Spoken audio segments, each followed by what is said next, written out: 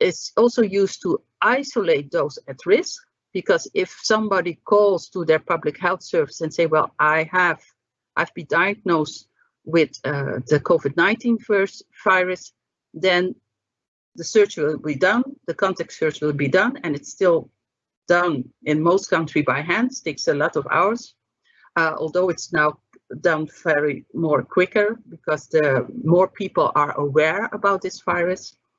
And it's also to give people some guidelines about their treatment, what they can do at home, and also how they can cure. So the apps at this moment are for community testing, as for instance is done in South Korea, and it's also to identify those who don't have symptoms, because some people might carry the virus, but they don't show the symptoms. And it's also to stop outbreaks and to identify the outbreaks and to inform people that they have contact with people who did have the virus. In some cases, these apps are apps used by smartphones, and it differs per country and per apps that the data will be stored 15 days or 21 days, and the data is stored on your phone. So I have identified, and maybe there are more, 3 types of apps monitoring for the COVID-19 virus. There are tracking apps, so they track, so to trace who you are in contact with, and these differ per countries. You have tracking app who will trace for a certain of days, and you have tracking apps who will trace those who are in 100 meters surround you. There are also apps, and that can also be combined with this tracking app, to identify the person who has the COVID-19 virus. And there are apps, so that's after a person is diagnosed with the COVID-19 virus, to monitor these patients. So I have done some search, and the time was limited, but as you can see in this table, so, and this is random, because there are also apps in Colombia, and there is also app in Finland, as we heard. But as you can see from this table, you can see the names of the app are different, all battling the COVID-19 virus. We have different kinds of names of apps. The apps are mostly tracking apps, or in some cases, sorry, or in some cases combined with identifying or monitoring. And usually the apps are on the basis of voluntary. In South Korea and in Poland, the app use is mandatory. In Poland, the app, so the Kwarantanna Domowa, is used for those who are diagnosed, and the patients are mandatory to use the app so that the public health organization can monitor their symptoms. In South Korea, it's different. There is to identify people. So if you enter South Korea, then it's mandatory for you to use this app, and so the public health organization can follow you and monitoring you where you are, and in case you will develop the COVID, you will have the COVID-19 virus, they will know in which environment you have been and in which surrounding. And also, and there are other apps like the COVID in France. That's an app which is for monitoring, and in this monitoring app, that is so an initiative by healthcare workers from the hospital, that is to monitor those who do have the COVID-19 virus. And in Australia, you probably have seen that in the news already, because I think Australia, together with South Korea, was one of the first countries who started with this, is that it's about tracking. So it's a voluntary base. the data will be stored on your telephone for 21 days.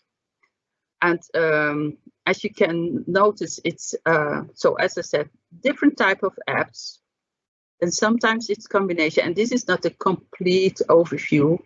I already want to invite those who are interested in this topic to write a manuscript together with me so that we can have more a deep insight in these apps and how they work and which technology they use and how it's and how they take the perspective of older people into account. So now we have to go to the go back to the instruction. So I have a statement that all countries should develop an app to track for contamination. And I will give you time to type your answer.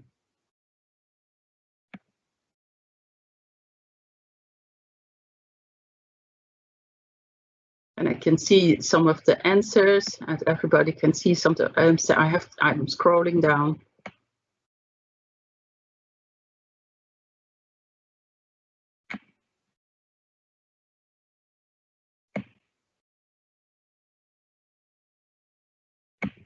This is going very fast. I'm scrolling down, not yet seeing the answer yet.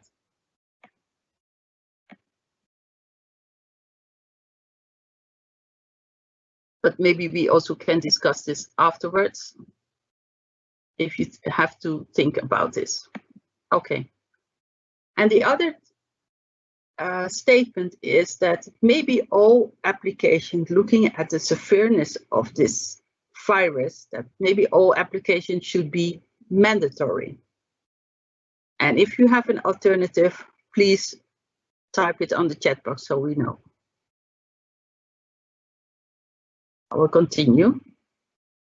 So looking at the perspective of aging people and looking, of course, related to the virus, aging people can relate to this COVID-19 virus with regard to tuberculosis. From their, even the oldest, they know the tuberculosis, they know about this virus, and also some of them are maybe exposed to other types of virus. So that's what they know. If you have a virus, and even younger people, they know about virus, and everybody can relate, of course, to the normal flu virus, can relate to this. Older people can also relate to, well, if I'm sick, if I'm feeling not well, I will visit my doctor, I will visit my general practitioner or my community nurse or the home care nurse to discuss my symptoms and to see how I can be treated or not. Visiting the doctors or the nurse is all related to a kind of trust. So in the relation between patient and family doctor and a general practitioner, trust is very relevant. So their lungs, so that's not only to the upper respiratory organs, but their lungs really could be affected. And looking for from the perspective of aging people, but more from a technology vision, is that in some cases, certainly in the beginning of this corona crisis, there were virtual visits, which were some complicated for some older people. Or people have to use their smartphone. As I mentioned, we have now several apps on your smartphone all over the world, different names, kind of similar, but also not. So older people need to use this technology literacy, need to use these smartphones. If you look from privacy and ethics, it's that they need to have a kind of protection while they stay at home, because the regulation in some countries are still stay at home. Don't leave your house. In Europe and also other parts in China, the regulations are somewhat loosened now so that you can leave at home. But actually, the government is saying you have to stay at home. So this crisis is actually forcing older people to use, well, at least, well, the landlines, the phones, when they can call the doctor, if they can call the doctor, but when diagnosed with the COVID-19 version, or if they are going outside, they need to have a smartphone. So this app can be placed on their smartphone. If they are staying at home, or when they are isolated in nursing homes, because nursing homes, at least in the Netherlands, are still closed for visitors, that will bring also some privacy and ethical questions. Because if somebody lives alone, they might be used to be staying at home alone, but then again, they are not able to see their friends and families, and if they have grandchildren, to visit their grandchildren. Furthermore, certainly in the beginning of this crisis in the Netherlands, we became in risk. They needed to buy their groceries. So this is it's not an existing website, it's something I made up. They need to buy their grocery online because there was no other option to buy your grocery, and because some couldn't visit their supermarket. So as I said, the apps are developed in several countries.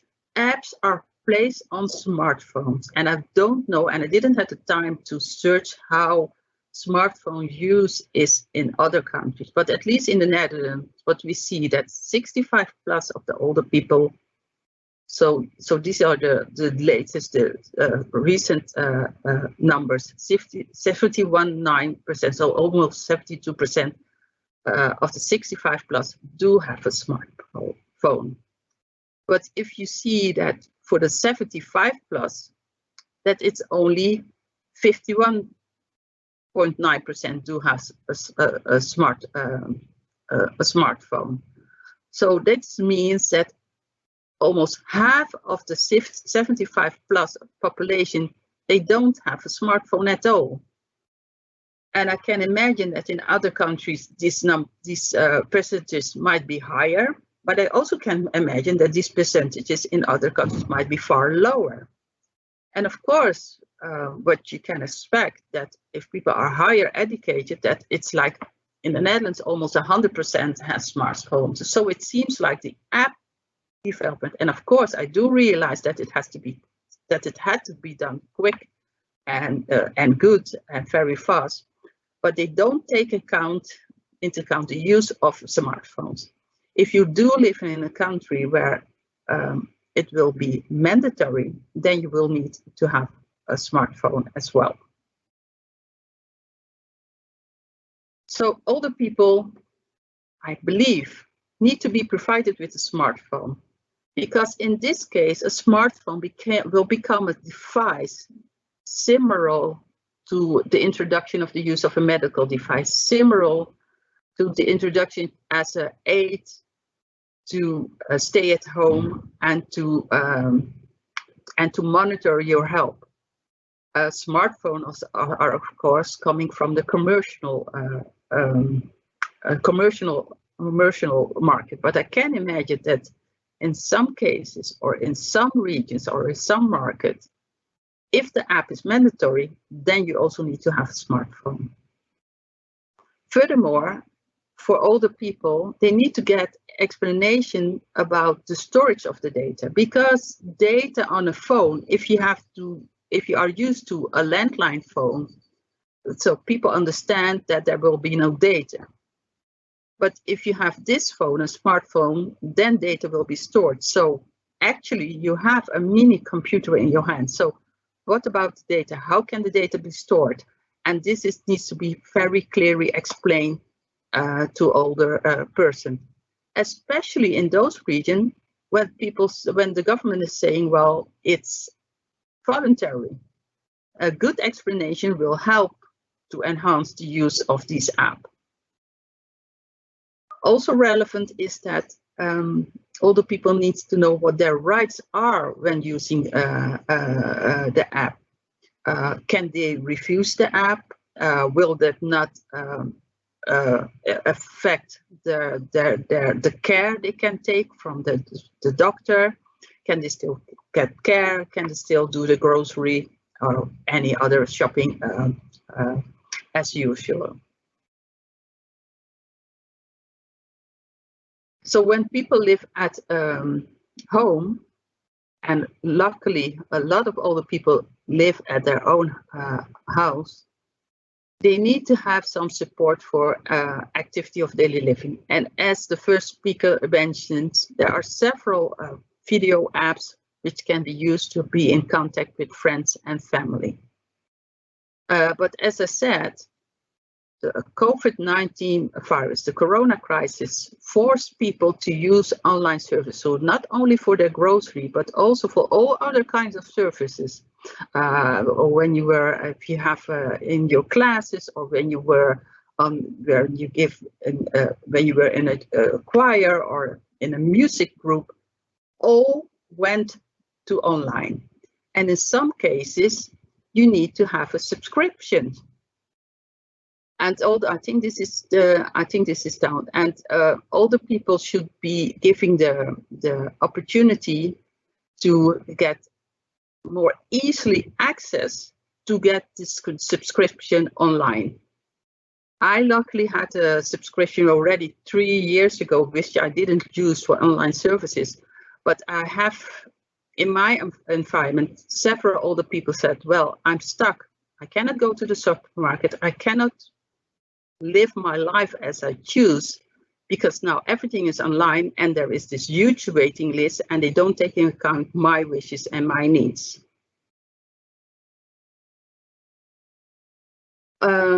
So it's a short period, but I've wrote this also with regard to the action from the Brazilian group, especially from Dr. Carla Santana Castro, with her concern about how older people are addressed during this corona crisis. And indeed, yes, older people should be educated to be aware about the pros and cons of using video app, whether it's Zoom, Skype, or anything else. We aren't allowed to use Zoom at the university, for instance, because it's not very safe.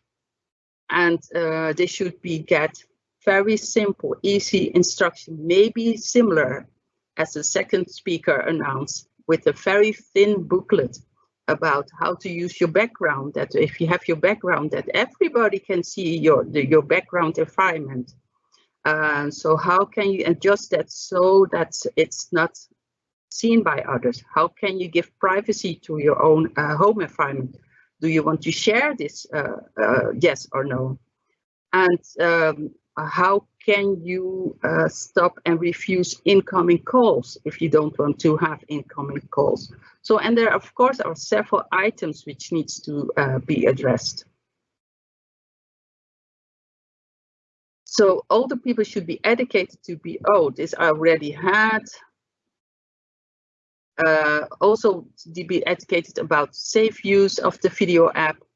So the screens, the sound, the exchange of data and pictures. So who will receive it, but also, as I said, about the online service, low threshold access for online services.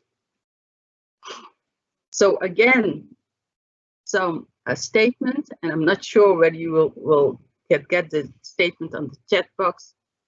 So concerning older people, apps should be restricted to monitoring at home. And then you can say, well, I disagree or I agree, or if you have an alternative. So more in the environment from e-health at home. The other statements relate to the pandemic. So the pandemic is necessitating all citizens, including older people, to use more online services than before. And I'm very curious how this is the case in your own country. So I'm changing to see, and I can see some A, B, C, and so on.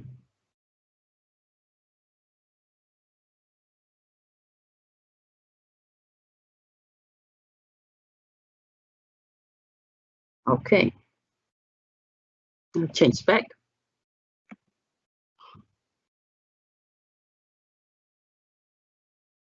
So for some of you in the German Technology Society, this might be a very known image. This is to introduce you to the German technology perspective. In the German technology perspective, the age and generation matrix looks at the combination of the target population and the technology generation. So remember, I started to mention the apps, the different apps to track, identify, or to monitor the COVID-19 virus. And as you can see, and we don't have the time to do this exercise, but some of you there who know me, if we have done this exercise, there is no consideration about the target population of the older people, whether it is the first age, the second age, the third age. And there is even no consideration of this current app. And I do understand, and I'm very aware about the necessity to have these apps fast and fast running due to this crisis. But it doesn't take account the technology generations, because the apps most of the currently apps are actually, which is on the gaming software technology generation, or even which is not here yet, the cloud generation. So the generation who understand the clouds. If we look at the German technology perspective, so from technology and gerontology, so the cross-section of the technology and gerontology, of course, we all understand, and the technology from gerotechnology perspective is in information and communication. This is when it concerns the apps as I have introduced. So not speaking about the robots as the second speaker has done. And we can see that for gerontechnology, apps can be either on sociology, demographics, or medicine and rehabilitation. So the medicine one and the rehabilitation ones are those apps related to monitoring. So when people are already diagnosed with the COVID-19 virus. So less attention is being given to the gerontechnology perspective. So, and my statement is that the gerontechnology community should actively offer their expertise concerning technology development and aging people.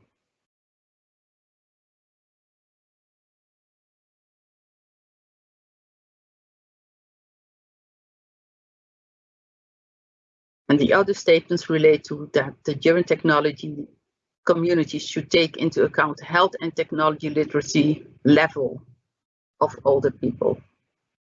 So how to which health or to which technology literacy level do they which health or which technology literacy level do older people have? Okay. To conclude, in this presentation, I aim to enhance the awareness of privacy and ethical issues regarding older persons when designing apps for COVID-19. So tracking, identifying, or monitoring. But also to show that gerontechnology can help to take into account the perspective of aging people when designing apps for COVID-19.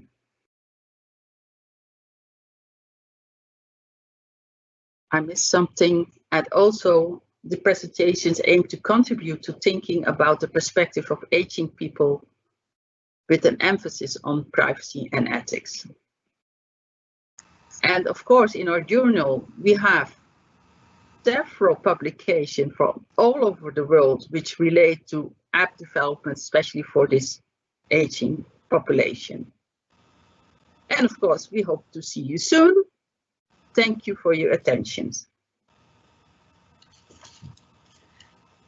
Well, thank you for a very interesting presentation.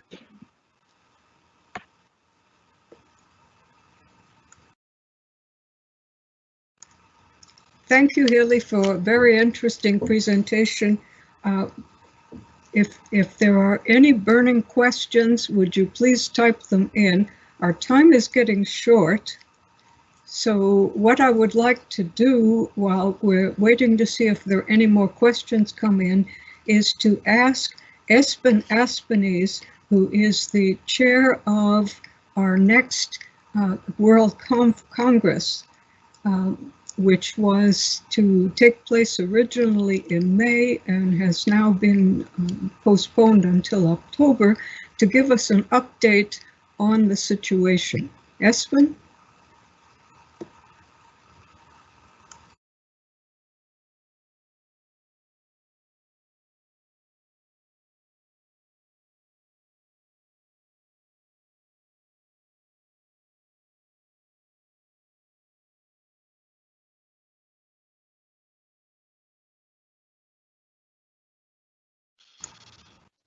Espen, are you there?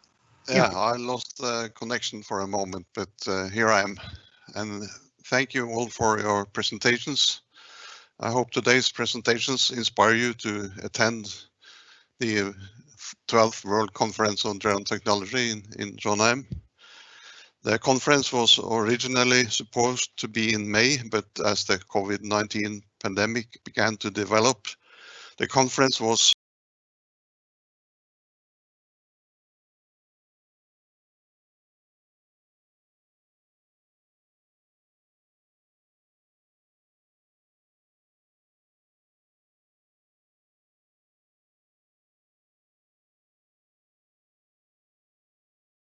postponed to October, and as you can see, we have published a second call for abstracts with a deadline of June the 1st. The purpose is to provide the opportunity to